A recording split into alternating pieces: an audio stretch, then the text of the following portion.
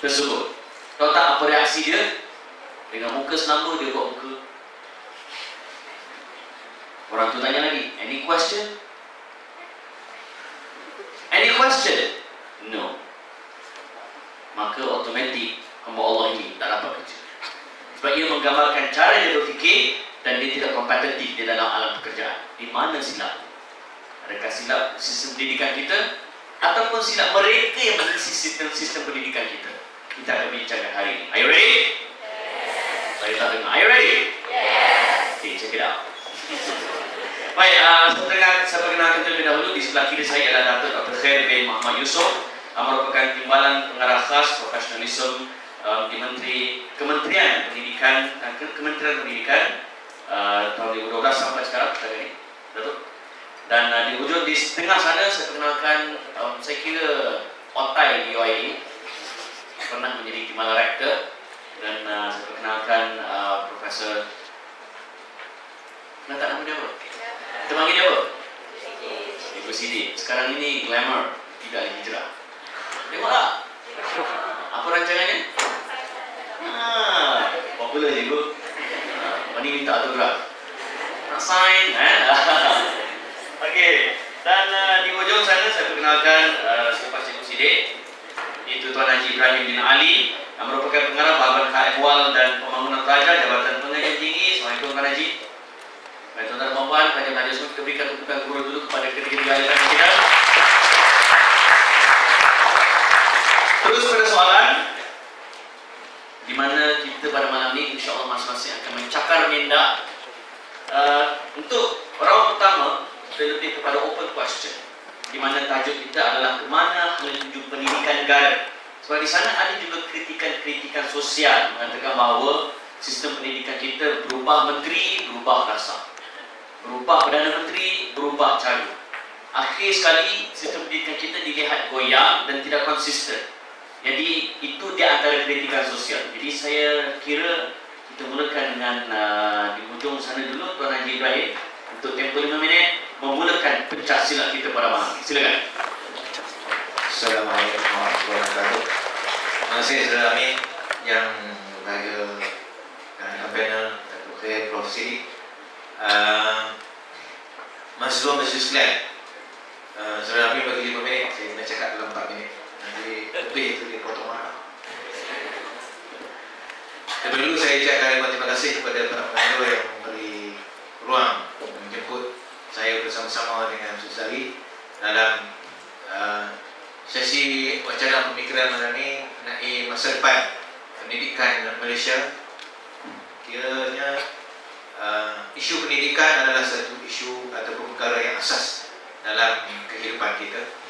Setiap insan perlu melalui proses pendidikan untuk dia menjadi orang yang terdidik. Boleh tak bahasa macam tu?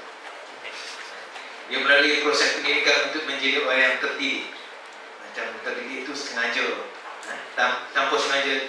Maknanya pendidikan itu satu proses untuk menjadikan manusia itu sebagai seorang manusia, seorang insan. Jadi ini isu yang besar. Nanti Prof. Sidi akan cakaplah isu ini. Saya di KPT, Kementerian Pendidikan Tinggi, kita memfokuskan dalam pendidikan tinggi dalam skop ini. Mungkin nanti Datuk saya bercakap mengenai skop dalam pendidikan yang lebih menyeluruh daripada sekolah, di mana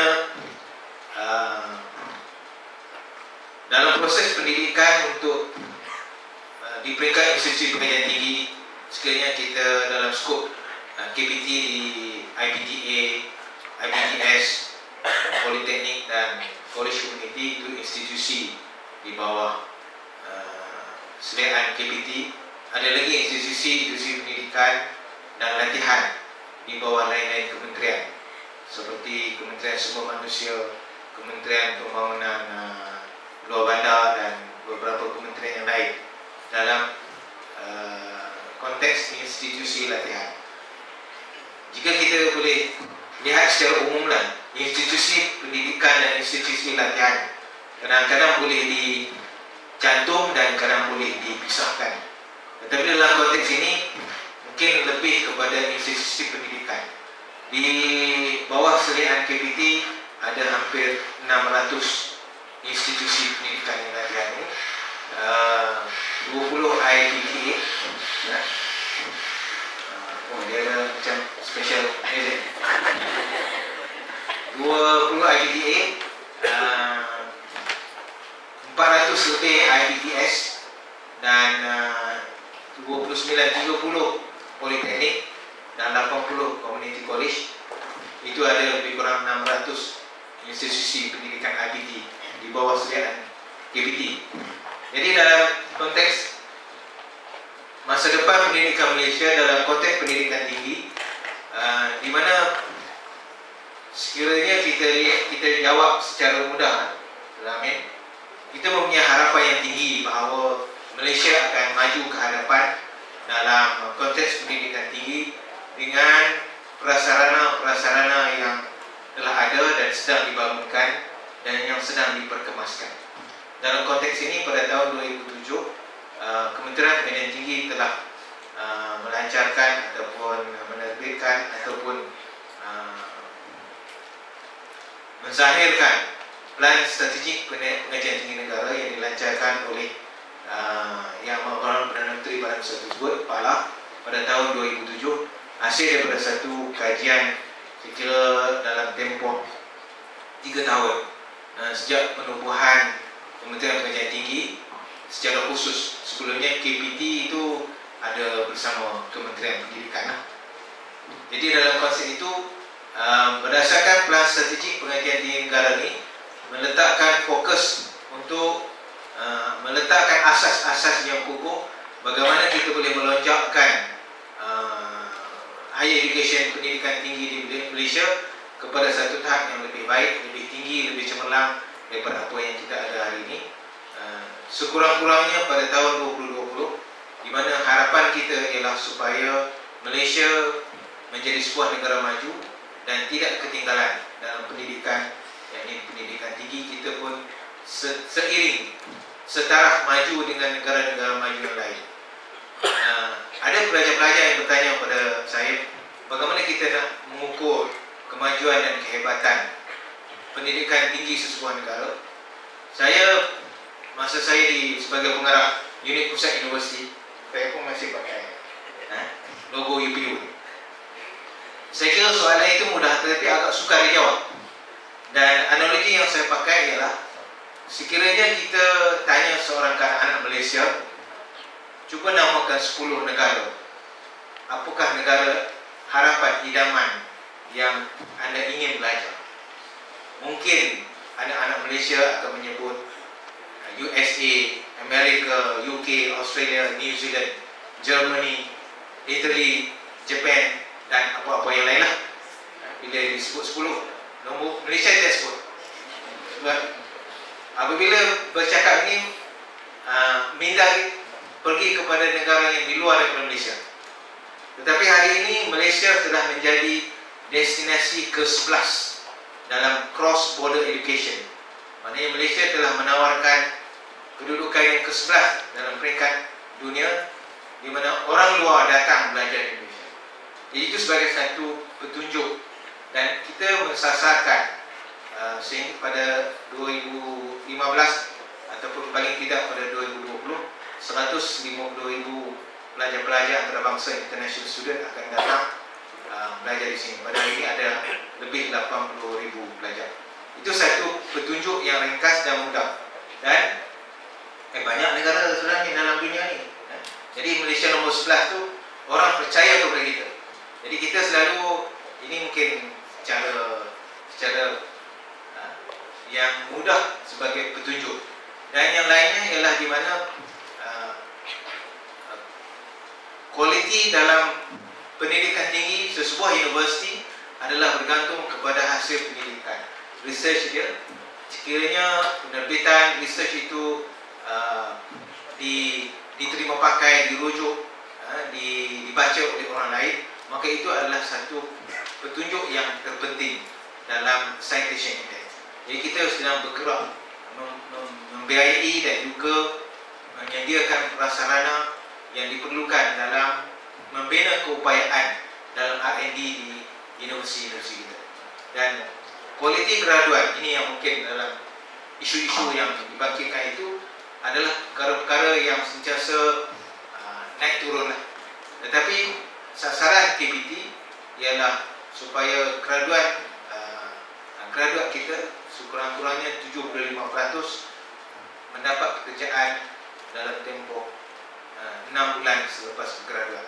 Itu adalah antara sasaran-sasaran, walaupun kadang dalam tempoh sekarang ada antara 70 hingga 74%, 75%. Saya kira Zamin itu setakat itu. Terima kasih Tuan Haji Ibrahim. Dia lain macam tau dengan Su Ibrahim Nabi. Dia macam nak memperkasakan diri. Dia memang orang yang berkasa. Masya Allah. Itu dia pelajar-pelajar semua, hope ataupun harapan yang dinyatakan oleh Tuan Haji Ibrahim Ali sekejap tadi. Apa yang kita nak capai, termasuk key performance indicator. Apakah indeks, apakah indikator yang mereka tetapkan agar nak dicapai dalam tempoh-tempoh tertentu. Persoalannya pula, kita masih lagi dalam lingkungan freestyle sekarang. Cuma persoalannya, cikgu, saya teringat apabila Hamka dalam karangannya soal pendidikan, banyak karya-karya dari soal pendidikan, dia menyetujui 200% pandangan Al-Ghazali mengenai pendidikan yang mesti merangkumi kehebatan kita mengawal kekuatan amarah, kehebatan kita mengawal kekuatan syahwat, dan juga kekuatan ilmu.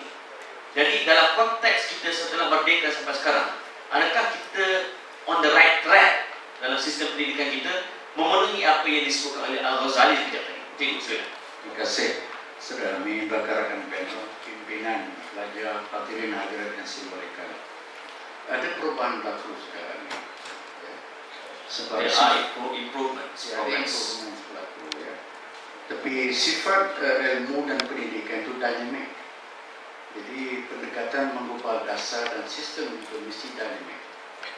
Ya, Sayyidina Umar memberikan asas berpesan, didiklah generasi kamu dengan ilmu yang sesuai dengan zamannya, contohnya. Ya. Sebab itu sesuatu dasar dan sistem dia tidak statik. Dia respon kepada change, perubahan. Cuba kalau kita lihat ya, the concept of change dari sudut barat, dia bersifat ya mekanistik, teknologikal, form, bentuk. Tetapi konsep change, perubahan dalam Islam ya, dia lebih banyak merujuk pada substance, ya, iaitu makna yang sifatnya manusiawi. Ini merujuk secara Amin ya, kepada apa yang kita faham tentang pendidikan. Ya, setengah memahamkan pendidikan satu proses of the transferring of knowledge, perpindahan ilmu, perpindahan maklumat, perpindahan pengetahuan dari bicara kepada pelajar, daripada murid, daripada guru kepada murid sekarang ini.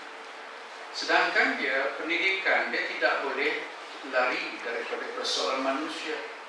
Sebab itu dalam Al-Quran ya fokus kepada ya perubahan ialah rijal, manusia, insan.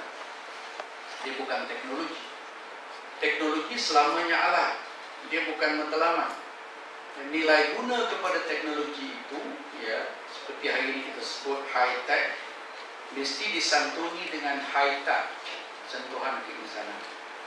Maka barulah kegunaan teknologi terarah dan memberi manfaat.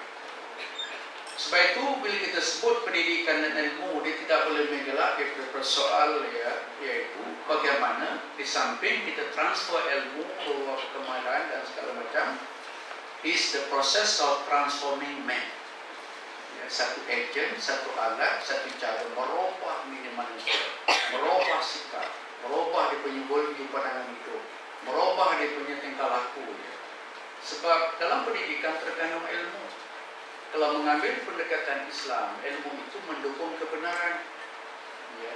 Ilmu itu mendukung amanah, ilmu itu mendukung keadilan. Ya. Bagaimana dapat kita olah dengan proses tarbiyah, ta'dib, islah dan transformatif tajdid dalam pendidikan itu boleh berlaku. Kembali soalan saudara tadi, ya, di Malaysia ada perubahan yang menarik, cuma memerlukan ya, pengukuhan, pengemasan, ya begitu, supaya akhirnya ya, dalam situasi Malaysia anak-anak kita berdepan ya secara makro, yaitu kelompok-kelompok Islam dan bukan Islam, Melayu dan bukan Melayu. Apa model terbaik dalam pendidikan? Nanti saya tawarkan sedikit. Hal yang sama juga terdapat sekolah-sekolah yang bersifat konvensional, yang bersifat private, sama ada dalam corak pondok, madrasah, ya tahfizul Quran, ya cara mana kita nak menyantuni dan bagaimana penyantunan, ya, iaitu sekolah-sekolah yang tradisional ini supaya dia dapat masuk dalam arus perdana. Ini memerlukan proses yang saya sedang kerjakan di universiti ini, proses integrasi dan proses islamisasi. Sebab anak-anak begini, ya, kalau kita lihat kekuatan tamadun silam zaman Andalusia, zaman Abbasiyah, zaman Uthmaniyah sebagai contoh, antara ya pertanda tentang kekuatan tamadun Islam pertama, ulama umara berlaku satu sinergi, ya, kerjasama yang cukup baik menyantuni. Kemudian corak ilmu yang berkembang sifatnya semadu, integrated. Orang seperti Ibn Sina, Abu Qasim Az-Zarawi, hafaz Quran waktu awal umur, tahu ilmu tafsir, menguasai pelbagai bahasa. Kemudian dia takhasus menghusus dalam pelbagai bidang ilmu, perubatan, matematik, ya, segala macam ilmu anak-anak. Yang ketiga, ya, iaitu tradisi penyelidikan, ya, dan pengkaryaan luar biasa. Orang seperti Ibn Sina, ya, pada zaman tidak ada komputer menghasilkan 287 kitab-kitab besar yang tersohor disebut sebagai kanun fiqh, 5 volume, diterjemah ke dalam bahasa barat, digunakan sebagai bahan rujukan selama 600 tahun. Contohnya. Yang ketiga, ya, iaitu keupayaan kita memanfaatkan faktor berbanding, ya, comparative advantages daripada tamadun-tamadun orang lain barat dan timur. Itu kehebatan kita. Yang kalau kita olah dalam situasi Malaysia, situasi kepimpinan pada satu pendidikan Islam, Masya Allah, ya, kita bakal bangkit, ya, sebagai satu kuasa yang dapat menyumbang kepada umat manusia. Terima kasih. Baik, itu dia. Itu dia Cikgu Sidik yang telah berkongsi pandang sudut beliau, dan apabila dia berkongsi tentang pendidikan, saya cukup kagum kerana kehebatan beliau mengintegrasikan di antara prinsip-prinsip falsafah pendidikan dunia dan juga akhirat. Kita patut berbangga kerana memiliki otais begini di UIA. Hidup Cikgu Sidik. Okey, Datuk, saya nak merujuk kepada falsafah pendidikan negara. Pendidikan di Malaysia adalah satu usaha berterusan ke arah memperkembangkan lagi potensi individu secara menyeluruh dan bersepadu untuk mewujudkan insan yang seimbang dan harmonis dari segi intelek, rohani, emosi dan jasmani berdasarkan kepada kepercayaan dan kepatuhan kepada Tuhan. Usaha ini adalah bagi melahirkan rakyat Malaysia yang berilmu, bertanggungjawab dan berupayaan mencapai kesejahteraan diri serta memberi sumbangan terhadap keharmonian dan kemakmuran masyarakat dan negara. Begitu cantik dan indah baik-baik kita kata dalam falsafah pendidikan negara. Ada situasi realiti di mana pelajar-pelajar bijak seawal sekolah rendah dapat ekspres masuk ke universiti, akhirnya terjerumus ke lembah kebinasaan. Ada juga pelajar-pelajar yang dulu didapati cukup genius berakhir dengan mengedar darah. Ada juga pelajar yang cukup cemerlang, sekarang ini dijumpai menjuara di Canai. Dan lebih sedih, ramai pelajar yang dapat CGPA-nya tinggi, A-nya banyak, tapi mulutnya longkang. Jadi, Datuk, adakah kita compatible sistem sekarang dengan falsafah pendidikan negara? Silakan, Datuk. Terima kasih, Saudara Amin. Assalamualaikum warahmatullahi wabarakatuh. Di sini kita membicarakan mengenai falsafah, apa yang dirancang dan apa yang sedang dilaksanakan dalam sistem pendidikan kita. Jadi memang saya setuju apa yang berlaku sekarang, memang wujud incompatibility dari apa yang kita falsafahkan, yang kita rancangkan, dan cara kita melaksanakan dan menyampaikan sistem pendidikan kita. Pada peringkat awalnya, bila kita mewujudkan sistem kurikulum baru sekolah rendah biasa, di mana kita betul-betul untuk melaksanakan falsafah pendidikan kebangsaan kita untuk melahirkan insan yang sumul dan lengkap dari segi intelek, emosi, rohani dan jasmani. Tetapi apa yang berlaku di dalam bidik ajar apabila kebiasaan dilaksanakan, pada tahun berkenaan telah wujud satu sistem, bukan kurikulum, tapi sistem taksiran yang menekankan kepada pencapaian dalam UPSR, di mana kerajaan dan juga ibu bapa meletakkan peperiksaan sebagai satu step yang tinggi. Jadi proses pembelajaran dia lebih menekankan kepada peperiksaan. Jadi idea KBSR yang kita latih, kita bina kapasiti guru-guru untuk menyampaikan ilmu darjah, di mana kita menekankan kepada pembelajaran itu yang untuk mencapai kepada 4 elemen dalam falsafah pendidikan itu, dia dah lebih menekankan kepada satu elemen saja, iaitu saja. Dan itu berterusan sehingga peringkat menengah juga, PMR pun begitu, dan sehingga peringkat SPS. Dan yang terbaru pada tahun, saya ingat 10 tahun lepas, di mana di peringkat SPM kita nak kena ada grade A+, ada A atau ada A+. Jadi dia meletakkan bahawa proses pengajaran di dalam bilik darjah itu bukan kepada untuk mencapai objektif kurikulum dan pelajaran, tapi pengajaran lebih kepada bagaimana nak berjaya atau skor dalam peperiksaan. Jadi tidak berlaku keseimbangan di situ, maka pelajar-pelajar kita dia lebih menekankan kepada apa yang dari segi pencapaian kognitif dan intelek. Dan sebab itu kita walaupun ramai menghasilkan pelajar-pelajar cuma dalam PMR, sehingga kini kita belum dapat menghasilkan para ilmuwan yang dapat mereka kita yang boleh menginovasi dalam bidang sains atau dalam bidang-bidang falsafah yang lain.